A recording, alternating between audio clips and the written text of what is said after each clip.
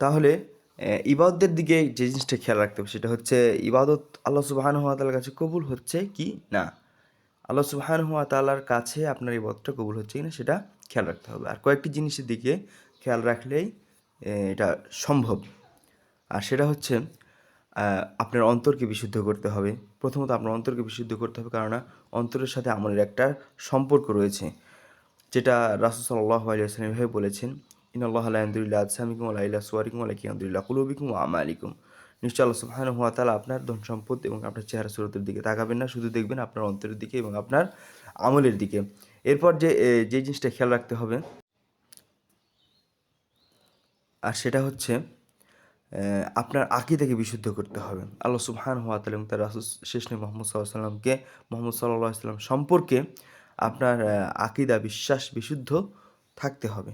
তারপর যে বিষয়টা খেয়াল রাখতে হবে সেটা হচ্ছে আল্লাহ সুবহানাহু ওয়া তাআলার ইবাদতের সাথে কাউকে শরিক করে ফেলছেন কিনা, আপনার শরীরে তাবিজ তামা তুগা এগুলো আছে কিনা। যেহেতু আপনি একজন মুসলিম, আপনি তো মূর্তি পূজা করবেন না, সেই জিনিসটা খেয়াল রাখতে হবে।